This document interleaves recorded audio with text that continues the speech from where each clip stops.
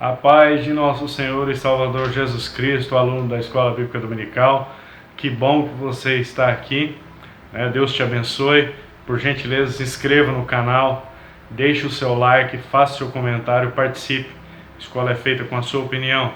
Meu nome é Gustavo de Lima Matos, eu sou presbítero da Igreja Evangélica Assembleia de Deus Ministério de Madureira, na cidade de Naviraí, estado do Mato Grosso do Sul, sob a presidência do pastor Heleno dos Santos. E estou aqui hoje para lecionar a nós, a Escola Bíblica Dominical da revista Transformando as Adversidades em Cenários de Milagres e Vitórias. É a lição do dia 13 de setembro de 2020, a lição de número 11, Enfrentando as Fornalhas da Vida. Tá? É uma lição comentada pelo bispo Abner de Ferreira. E o texto áureo, se você quiser acompanhar com a Bíblia Sagrada, ou até mesmo se você tiver a revista em mãos, se encontra no livro do profeta Daniel, capítulo 3, versículo 30. Então o rei fez prosperar a Sadraque, Mesaque e Abidnego na província de Babilônia. Verdade aplicada: aquele que guarda a palavra de Deus no coração é guardado por ele. Primeiro objetivo da lição: mostrar que não devemos nos curvar ao mundo. Segundo objetivo: ressaltar que Deus nunca nos deixa só. Terceiro objetivo: revelar que é no fogo que somos testados. Muito bem, para quem quer acompanhar com a Bíblia Sagrada, os textos de referência se encontram no capítulo 3 do profeta Daniel, capítulo 13, 14 e 15. Vamos à introdução da nossa lição. Nesta lição, veremos a bondade e fidelidade de Deus ao enviar o seu anjo para livrar os seus servos da fornalha de fogo. Veremos que Deus guarda de todo mal aquele que persevera firme, seguindo os seus ensinamentos. Muito bem, então nós compreendemos que Deus tem certos ensinamentos e que o povo judeu ele era bem consciente desses ensinamentos. No texto de introdução, o bispo ele diz assim: olha, livrar os seus servos. Então, você que se considera povo de Deus, que é gente de Deus, o Senhor tem os anjos dele para nos guardar. E com isso, nós entendemos que a fidelidade a Deus é essencial para uma trajetória vitoriosa na vida cristã, na caminhada cristã, no percurso que você tem por esta terra até o dia do arrebatamento. O salmista, no Salmo 34:7, ele diz o seguinte: olha, o anjo do Senhor acampa-se ao redor dos que o teme e os livra.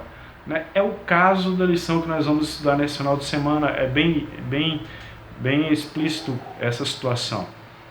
São os jovens que foram deportados de Judá para a Babilônia. Entre esses jovens estavam Daniel, Ananias, Misael e Azarias, porque não foi só eles quatro, foram muitos jovens. E esses quatro, esses específicos, eles eram príncipes na casa de Judá, no templo real. E foram deportados em 605 a.C. devido à vitória de Nabucodonosor sobre o exército de Israel e de Judá. E Nabucodonosor ele tinha uma outra estratégia. Ele pegava o adversário, ele não os matava, ele levava, ele conquistava o povo para si, e com isso ele ia aumentando a sua abrangência de governo. Ele ia conseguindo levar adiante os limites do seu reinado. Muito bem, a situação dos jovens: ele escolhia os jovens de boa aparência, inteligentes de outros reinos e os instruía. Ele ordenava que eles fossem treinados no idioma caldeu e em sua cultura, a fim de prestarem serviço no palácio, trabalhar para ele mesmo. Não ia ficar lá de boa, não. Eles tinham que trabalhar, afinal de contas eram escravos. Observe que a estratégia do adversário era fazer o quê? Fazer com que eles se esquecessem da sua própria procedência, ou seja, do seu caráter, o caráter que eles carregam em si. Essa era a ideia da coisa. Talvez eles pensassem que fosse por outro motivo, mas o motivo era esse. Por que isso tudo? Porque desde aquela época, Nabucodonosor ele descobriu que o ser humano ele poderia ser influenciado, e era dessa forma que ele ia conquistando os reinos, influenciando as pessoas depois de estarem dentro do seu reinado. Atualmente, as pessoas não convictas do que creem, elas têm mais facilidade de ser influenciadas, e até mesmo Os que creem, mas não têm convicção daquilo que acreditam, são influenciados também. Hoje nós não temos uma guerra como nos dias de Babilônia, em que ocorreu a situação estudada hoje. Porém, nós temos muito que nos cuidar. E não pense você, meu ouvinte querido, que trata-se só de jovens e adolescentes, não. Tem muita gente idônea sendo influenciado pelo quê? Pelos meios de comunicação, amigos mal influentes, internet e etc. Esses três são alguns dos elementos mais significativos que conseguem influenciar a mente das pessoas que os rodeiam, que estão próximos.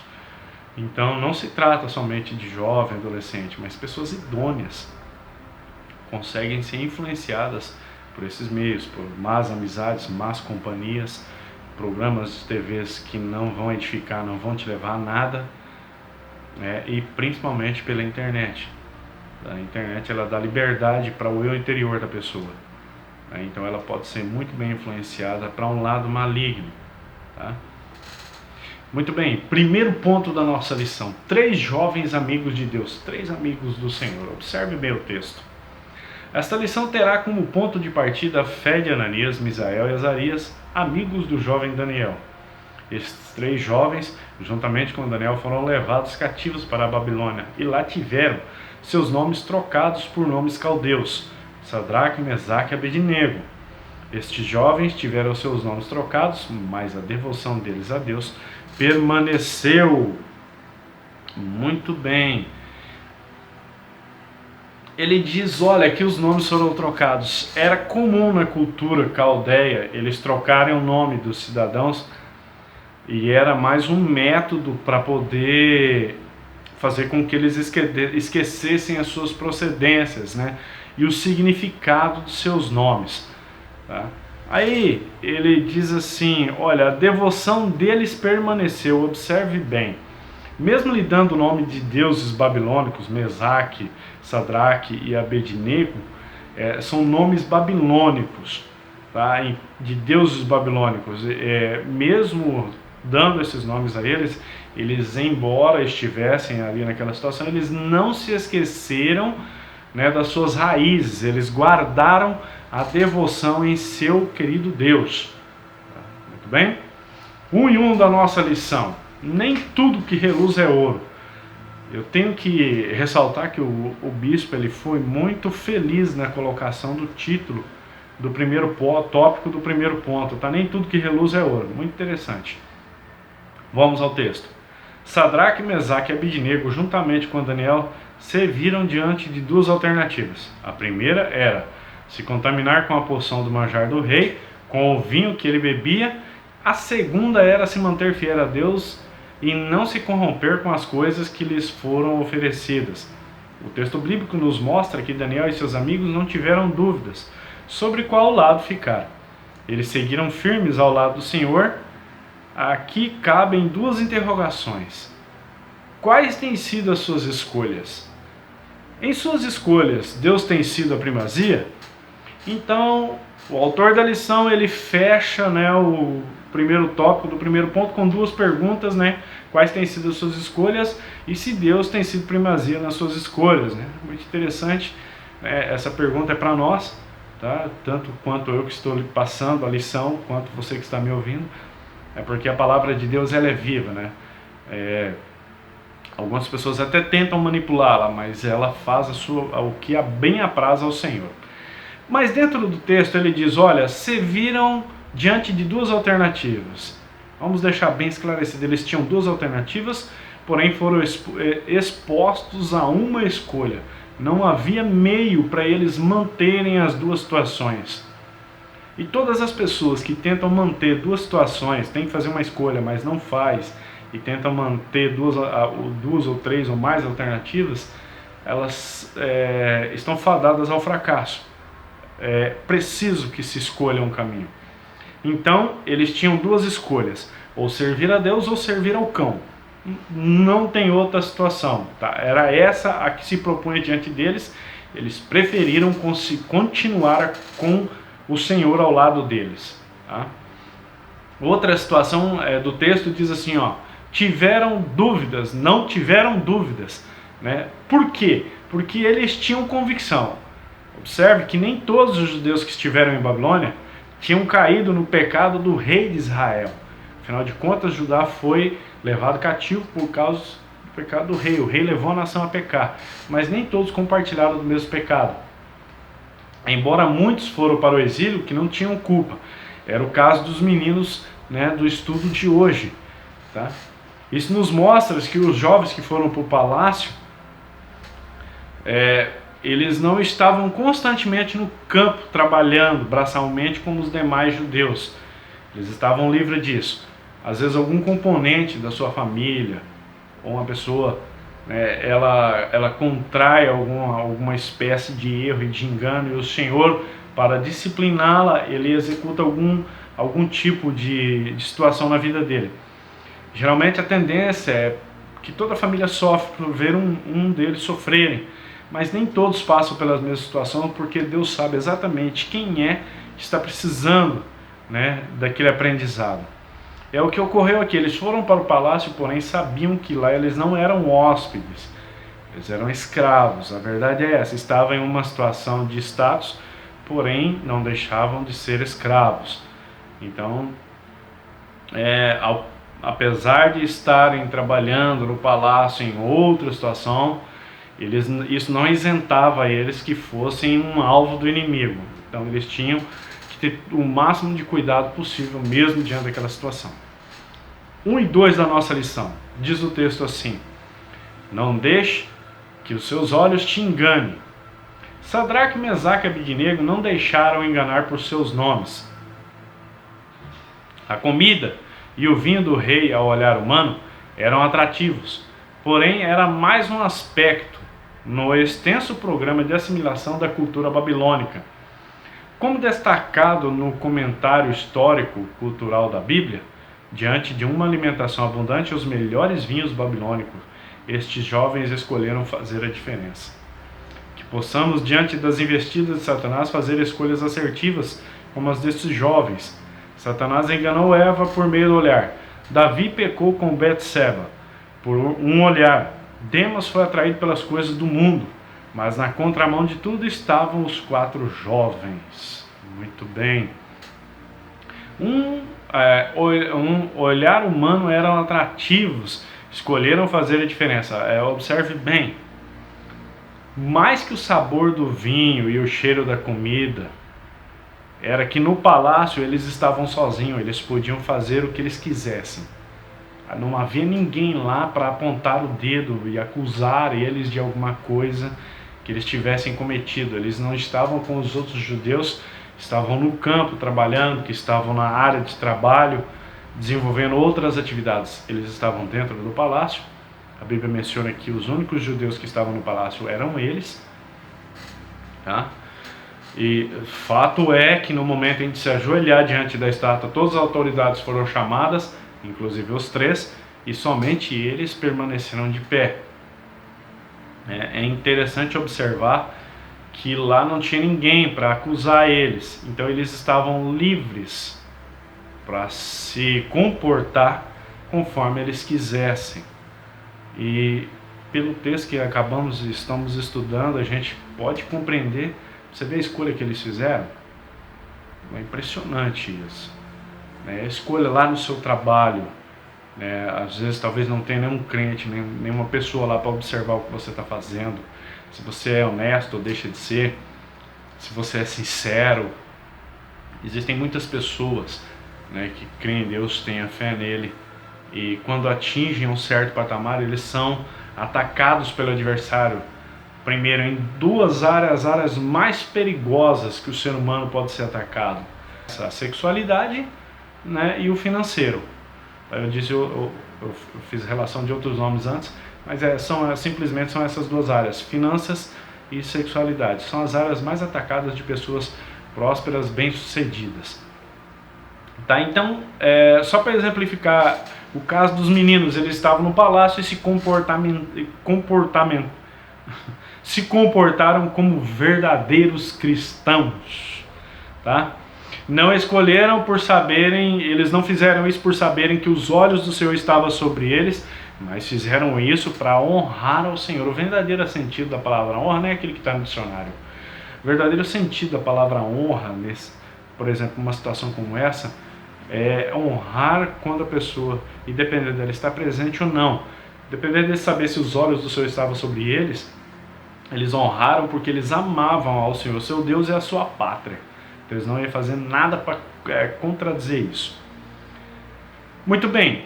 Aí o texto diz assim, meio do olhar, o veículo, a via que o adversário usou para fazer esses certos ataques mencionados, né? O comentarista, ele mencionou há instantes, Davi mencionou Eva, mencionou Demas, que acompanhava Paulo, mas adorando o presente século, abandonou Paulo. Desviou, afastou-se do evangelho. Ele cita, né, tratando-se de olhar, até mesmo talvez antes de eu falar, você vai lembrar-se de quem? Sansão. Sansão é o exemplo que mais nos mostrou que o olhar pode levar um homem à destruição. É o personagem que encaixa-se nesse argumento, né? Ele teve tudo, né? Ele tinha um poder extremo, um homem de extrema força, uma força sobrenatural vinda de Deus, mas parece que ele não compreendia dessa forma, né? Ele teve tudo que esteve ao alcance de seus olhos, o que ele via, ele queria, ele conseguia, tá? Até que os seus próprios olhos levarem ele ao caminho da morte. Ao Evangelho de São Mateus, capítulo 6, versículo 23 e 24, o próprio Jesus ele diz o seguinte, olha, a cadeia do corpo são os olhos, de sorte que se seus olhos forem bons, o teu corpo terá luz. Versículo 24, ele diz, se seus olhos forem maus, o teu corpo será tenebroso. Então, pela cadeia dos olhos, Sansão teve muita coisa, tudo que ele vinha no alcance do olhar dele, que ele desejava, ele queria, ele conseguia. E o desejo do olhar dele levou ele a caminhos de morte. Infelizmente, né, apesar que ele matou mais na sua morte do que na sua vida, assim trata a Bíblia no livro de Juízes, capítulo 16, mas bom seria que ele tivesse continuado vivo. Um homem que tinha tudo nas mãos, a companhia de Deus estava com ele, o Espírito de Deus estava com ele, mas infelizmente ele fez a sua trajetória de maneira errada. 1 e 3 da nossa lição. Nossas escolhas mostram quem somos. Satanás tem mantido milhões de pessoas sobre a sua servidão. Temos que ter muito cuidado, pois quando Satanás atormenta o povo de Deus, ele tira a utilidade de seus prazeres e usa de artifícios para lhe afastar do Senhor. Estes jovens hebreus nos fazem ver que a vida só tem importância no momento em que percebemos que o Senhor está fazendo parte de nossa história. Somos sabedores de que Deus nos atrai para a vida, Satanás atrai para a morte. A fé de que Deus é nossa salvação não é hipótese, é fato. Muito bem. Olha, ele diz ali, tem um trecho no texto muito interessante. Utilidade de seus prazeres. Então, o que o autor da lição ele quer nos passar? Qual a ideia que ele quer passar para a gente? É que tudo que nos atrai pode ser usado pelo adversário contra nós. Lembra daquela palavra que às vezes a gente até vê em filmes? Eu vi muito isso em filme, nunca vi na vida real acontecer, se é que ocorre. Mas quando assim a polícia prender alguém, ela dizia, olha, tudo que você disser poderá e será usado contra você. Muito bem. Está aqui uma situação que o adversário usa contra nós. Tudo que nos atrai, que é importante para nós, na área do prazer, não só do prazer. Prazer vai deixar muito localizado, né? Mas na área de satisfação, que traz satisfação, pode ser usado pelo adversário, tá?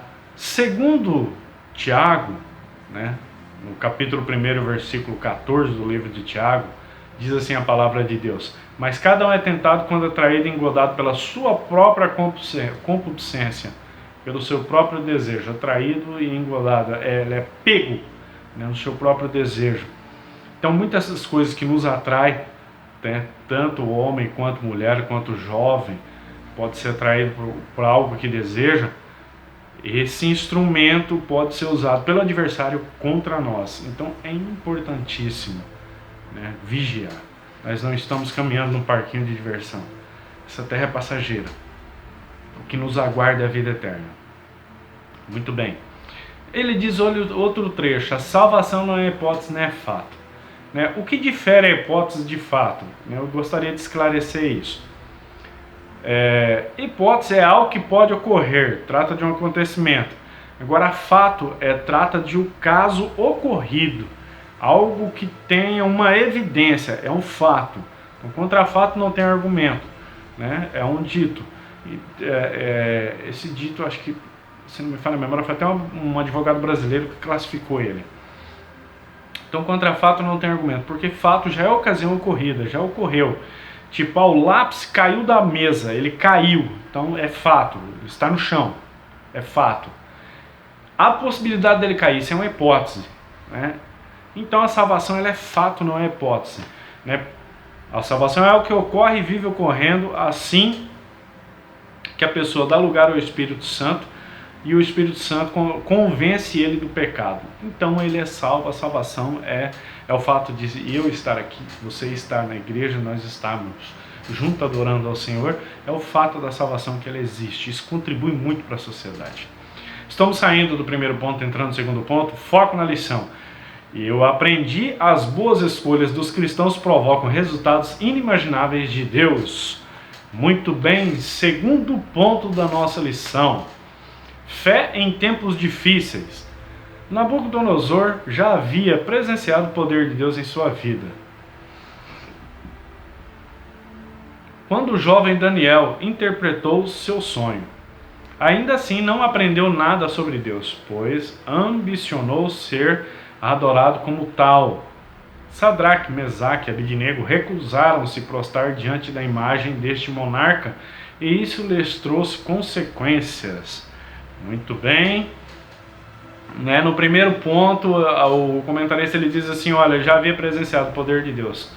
Então, note que o rei ele não se recorda da interpretação do sonho entregue por Daniel e seus companheiros, seus três, que presenciaram este momento. Tá? Havia-se ali uma sentença para quem não conseguisse dizer para o rei o que o sonho dele significava e falar o sonho sem saber qual era. Né? Havia uma sentença e os 4 oraram e Deus revelou a Daniel. Então ele não se recordou dessa situação. Olha, veja só, né? Ele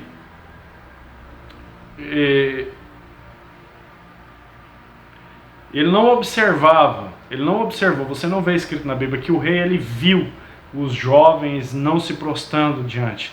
Então, o que aconteceu no momento de adorar a estátua dele? O que aconteceu ali? Né? Os bajuladores do rei se certificaram de que chegasse ao conhecimento dele que aqueles jovens estavam cometendo uma infração. O monarca ficou sabendo daquela infração.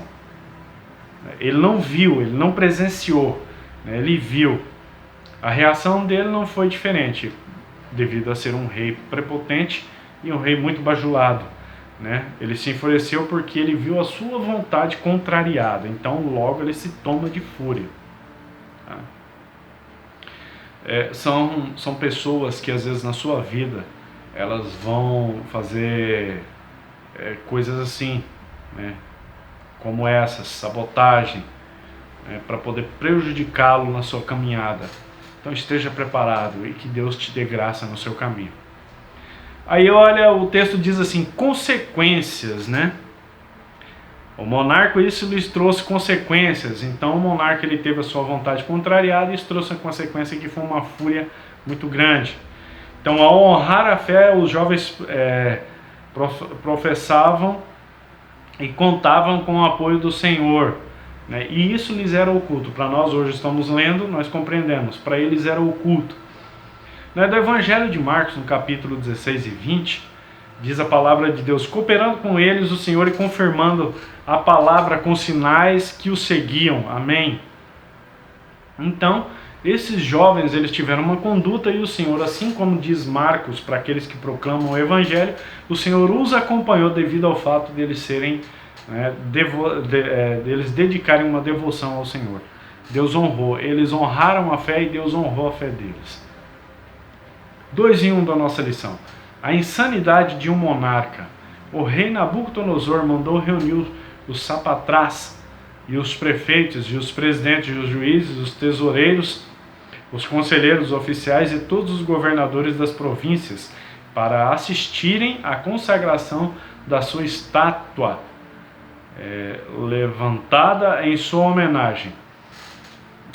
Podemos dizer que este monarca era um narcisista clássico. Quando todos os seus súditos se reuniram, estavam de pé diante da estátua, ele ordenou: ordena-se a vós os povos, nações, gentes de todas as línguas, quando ouvirdes o som da buzina, do pífaro, da harpa, da sambuca, do saltério, da gaita e do foles e de toda sorte de música, vos prostrareis, adorareis a imagem de ouro que o rei Nabucodonosor tem levantado. E qualquer que se não prostrar e não a adorar, será na mesma hora lançado dentro do forno de fogo ardente. Daniel capítulo 3, versículo 4 ao 6. Tal ordem acarreta em uma prova de fé jamais vista na história. Muito bem, né? Então era uma sentença para quem ele convocou praticamente toda a gestão do seu governo, né, e fez uma declaração, uma ordem que tinha que ser seguida, a risco a vida de quem não cumprisse, e põe a cumprir a sua declaração. Aí o comentarista ele diz assim: narcisista clássico. Do que se trata isso? O que é isso, um narcisista? É uma característica de uma personalidade de uma pessoa que se compreende como superior, incluindo uma opinião muito elevada de si mesmo, que tem a necessidade de uma admiração, ou seja, um coitado, ele necessita de admiração, e a crença dele é de que as outras pessoas são inferiores a ele. Isso é um narcisista, é uma pessoa egocêntrica.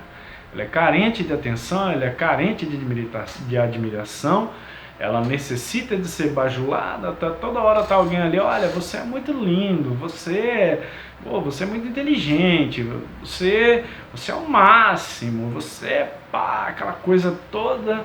Necessita de alguém estar ali sempre buzinando na orelha dele, algo que talvez ele não seja.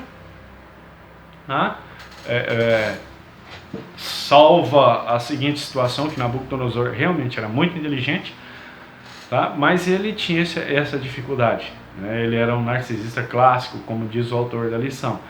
Ele sempre precisava de alguém ali buzinando no ouvido dele, e tinha gente lá só para isso aí.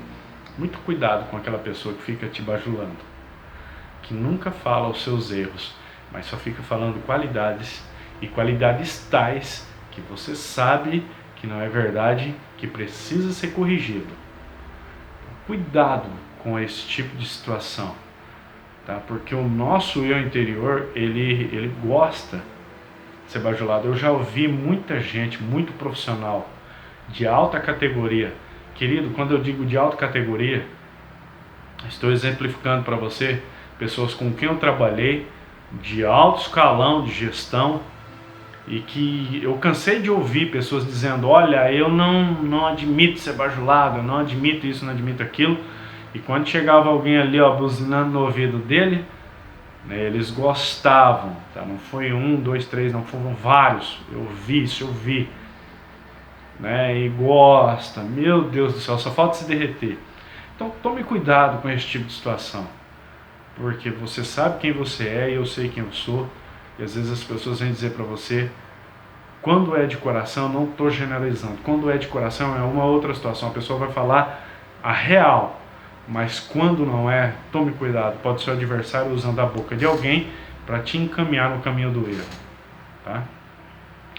E ele traz uma outra situação ali, né? Uma prova de fé jamais vista. Por que jamais vista? Porque o texto que trata em que um rei condena todos os seus súditos à morte por não lhe adorar, dentro da Bíblia Sagrada, você não vê uma outra situação como essa. Então foi uma coisa que ficou muito, né, atrativo. Veja bem a que ponto chega o egocêntrico. E isso não é só na carreira, na área profissional, na área da espiritualidade. Tem cidadão, tem cristão, que parece que o nome dele tem uma cadeira lá no céu, escrito o nome dele lá, assim, tem a cadeira, tem o trono de Deus, o trono de Jesus, aí do outro lado tem um trono, escrito o nome dele lá, assim.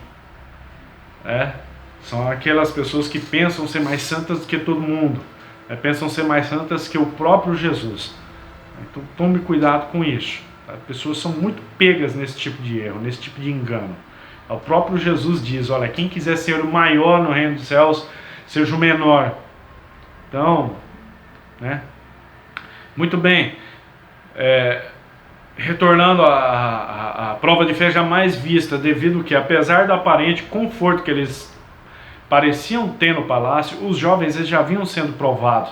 Ou você acha que a vida que eles tinham, o fato deles receberem a revelação do sonho, não atraiu a fúria dos outros demais governadores que haviam no reino de Babilônia? É lógico que atraiu. Vamos supor que eu sou um dos governadores de Babilônia, aí chega um judeu lá, veio prisioneiro de outro reino, ele sabe uma coisa que eu não sei, ele ganha um crédito por saber disso, né? É lógico que ele, qualquer instante, eu ia caçar alguma coisa para provocar, né, o fracasso dele, porque isso faz parte da natureza da caída. Esses meninos passaram por essa prova ali naquele momento, mas eles já haviam vindo passando prova fazendo há muito tempo. Como eu disse antes, eles eram escravos, não eram hóspedes. Então tudo que eles faziam, até o comportamento deles, atraía a fúria dos demais, né, componentes do governo que viviam no palácio. Em vários momentos a fé desse jovem foi colocada à prova, só que, porém, a mais emblemática, que mais se lembram é essa da fornalha de fogo ardente, que é título até de algumas pregações. 2 e 2 da nossa lição. Fé em meio à morte. Os músicos tocaram e todos se prostraram e adoraram a estátua de Nabucodonosor. Mas esses 3 jovens fiéis e tementes a Deus não se curvaram e não adoraram aquela estátua. Diante de tal afronta, alguns homens correram para denunciá-los ao rei. Essa informação não agradou nada ao rei Nabucodonosor, que lhes deu mais uma oportunidade de se retratarem de tamanho agravo. Contudo, os 3 jovens tinham convicção do seu ato e o que isto poderia lhes custar. Ainda assim não abriram mão do seu Deus. Aprendemos com estes jovens que quem não tem perspectiva eterna pode temer a morte, mas quando sabemos que tem algo muito melhor nos aguardando, a morte passa a ser lucro. Filipenses capítulo 1, versículo 21. Observe bem quando o texto diz assim, olha, deu mais uma oportunidade. Então ele tinha, né, nós já tratamos da pessoa, do caráter do rei, até demais, Nabucodonosor. Quando ele aparente vê a sua vontade contrariada, como ele trata-se de uma divindade, de um ser extraordinário, o que ele faz? Ele pensa como se ele fosse um Deus teria misericórdia, então ele pensa que vai dar outra oportunidade e que o fato de os jovens estar diante dele, da presença dele, eles iriam se comportar de maneira diferente. Ele pensou em intimidar eles com a sua presença e que os jovens se curvariam. Ele dizia, olha, se curvaram, estão perdoados, né, e tudo beleza. Mas não, nós aprendemos com isso que o mundo ele está sempre a soar a música da tentação, a música da traição, da sabotagem. E qual é o nosso papel? O nosso papel é enfrentar as provações, evitar as tentações e não se dobrar diante do pecado. Esse é o nosso papel. Isso é o que nós concluímos diante do que acabamos de ver, de estudar. Se isso está acontecendo, glória a Deus. Se não está, deveria acontecer. E se não acontece, isso não significa que está tudo perdido, mas significa que precisa melhorar. Eu estou condenado, vou para o inferno. Não, você não está condenado, você não vai para o inferno, está em suas mãos, tá? Mas você precisa melhorar. A partir do momento que você recebeu este ensino, que lhe foi esclarecido isso, apesar de que já era isso na sua mente, claro, mas receba como um alerta, você precisa melhorar. Você não está condenado, amado, enquanto respiramos, tudo podemos em Cristo Jesus. O camarada estava na cruz, condenado à morte, e diz para Jesus, olha, nós estamos pagando pelo que nós fizemos, mas este nada fez, Senhor, lembra-te de mim, do teu reino. Ele não foi nem batizado. E Jesus, olha, hoje mesmo estará comigo no paraíso. Querido, enquanto você estiver respirando, ainda há chance precisa melhorar. Eu não declaro inferno para ninguém. Tá? Jesus declarou a vida para mim. Ele tem a vida a declarar para outras mais pessoas. Filipenses, capítulo 1, versículo 1 diz lá: porque para mim viver em Cristo, ou viver é Cristo, e a morte é ganho, morrer é ganho. São palavras do apóstolo Paulo, né? Capítulo 2 e 3 da nossa lição, tópico 3 do capítulo 2. Quando morrer é lucro. A palavra de Deus nos mostra que nenhuma ordem conseguiria convencer os 3 jovens a dobrarem seus joelhos diante daquela estátua. Então os jovens disseram um sonoro não ao rei, não lhes importando o que poderia fazer o monarca.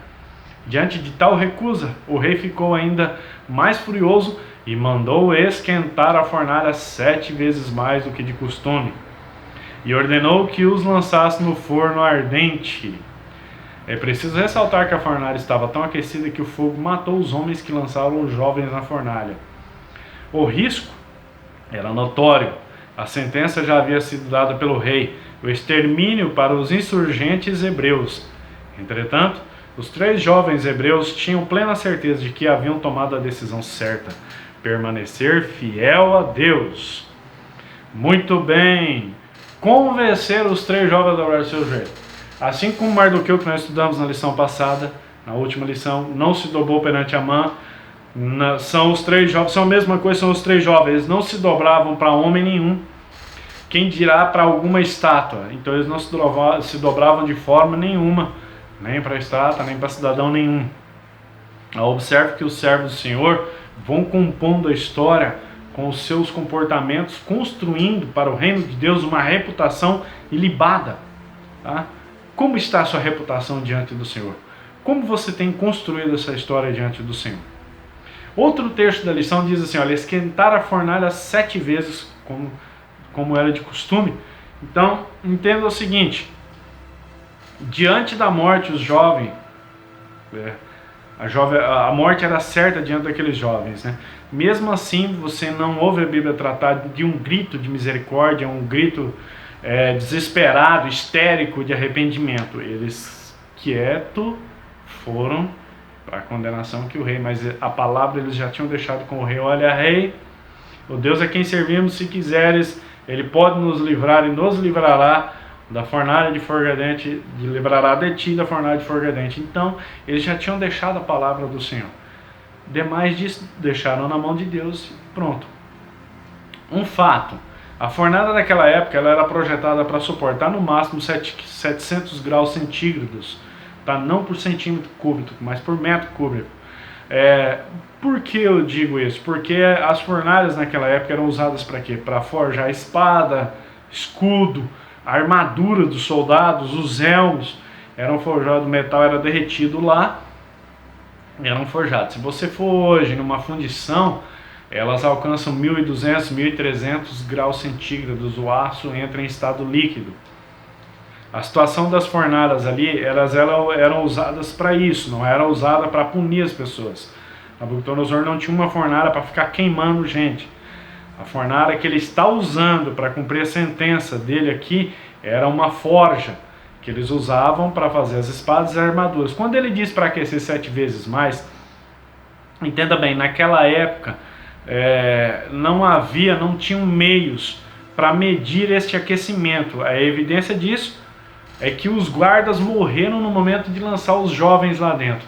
Então o máximo que a fornalha era projetada para suportar ali, no máximo ela ia dar 700 graus, não passava disso. Fora isso, provavelmente ela se romperia, né? Então o fato dos guardas morrerem no momento de lançar eles é porque eles não tinham meios para medir. Então o que aconteceu quando ele diz, olha, aqui é 7 vezes mais? A única coisa que pode ter acontecido é os escravos terem alimentado a fornalha com mais 7 cargas, né, de lenha ou o que fosse que eles usavam para manter o fogo lá dentro.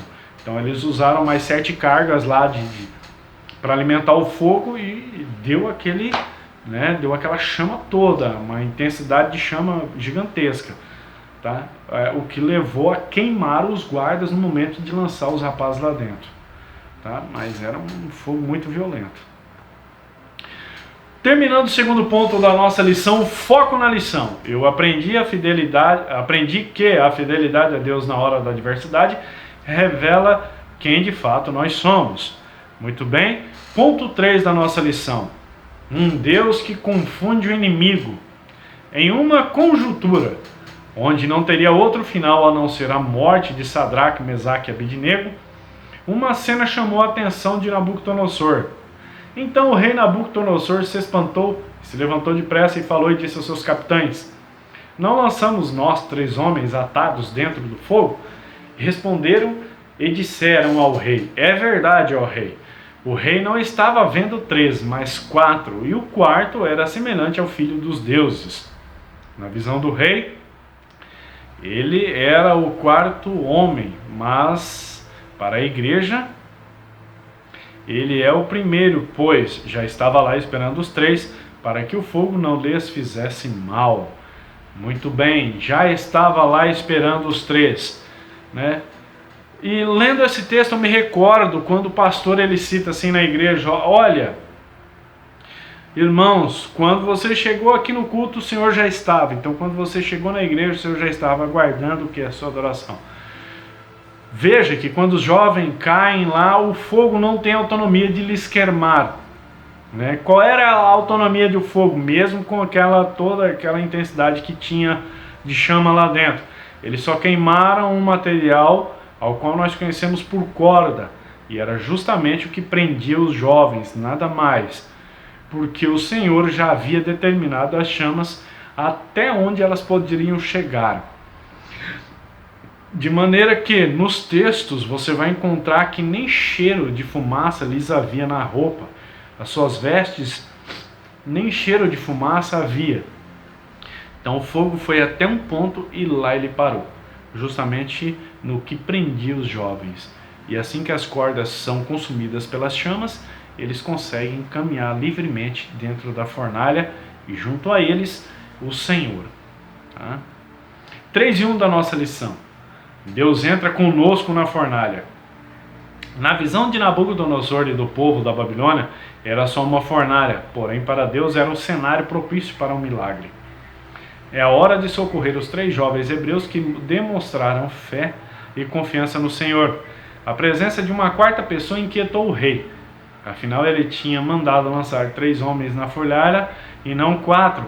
Então ele entende que algo sobrenatural está acontecendo dentro daquela fornalha, como nunca antes havia acontecido. Diante de tudo que estava acontecendo, Nabucodonosor chamou Sadraque, Mesaque e Abednego para fora da fornalha e reconheceu diante de todos que o 4º elemento da fornalha se tratava de ninguém menos do que o anjo do Senhor. Hoje o 4º homem está conosco, nos livrando das fornalhas que o mundo tenta nos lançar continuamente. Muito bem. E o texto diz assim, olha, depois de um texto tão belo como esse que acabamos de ler, tratando da situação dos jovens e do 4º integrante da caminhada dentro da fornalha, né? Tem um trecho do texto que diz assim, olha, cenário propício para um milagre. Vamos compreender, para que ocorra um milagre é preciso uma dificuldade. Para que ocorra um grande milagre é necessário uma impossibilidade. Quando geram as duas situações? É quando nós não conseguimos agir, não temos recurso, não podemos fazer nada, simplesmente ficar parado diante da situação. Aí o Senhor entra com o seu sobrenatural, né? Diante do mundo natural é impossível não ser incinerado devido à temperatura e à densidade das chamas naquela ocasião, mas eles continuaram intactos, né? Não importa qual a impossibilidade se levante diante de você ou qual a intensidade em que você está sendo provado, o Senhor pode te livrar em nome de Jesus. Seja-lhe concedida a vitória. Tenha fé, as coisas vão dar certo. Deu para os jovens, dá para você também, em nome de Jesus. 3:2 da nossa lição. Em Deus somos mais que vencedores. Não importa a circunstância que atravessamos, se honrarmos ao Senhor, seremos por Ele honrados. O grande amor de Deus nos confere a certeza da vitória na hora da dor. Ser mais que vencedor é saber que quando a crise vem, a vitória está garantida. As escrituras encerram a história sobre esses 3 jovens, mostrando que o rei Nabucodonosor lhes fez prosperar na província da Babilônia. Deus honra aqueles que lhes são fiéis. Muito bem. No trecho da lição diz assim, olha, se honrarmos ao Senhor, seremos honrados. Né? Observe que o Senhor nos livrou da fornalha no momento nenhum. Né? Em momento nenhum eles foram livres da fornalha. Mas eles foram salvos na fornalha. E não da fornalha. Eles foram salvos dentro da fornalha. Não deixaram de serem condenados e ir para a fornalha. Mas lá o milagre aconteceu. O Senhor não promete sempre que nós não passaremos por angústia. Mas se passarmos por momentos, situações de angústia, Ele se faz presente conosco. Salmo 91:15 diz assim, olha, Ele me invocará e eu lhe responderei. Estarei com Ele na angústia, livrá-lo-ei e glorificá-lo-ei. Então, tenha por certo a companhia do Senhor. 3:3 da nossa lição. Deus é o escape das aflições da vida.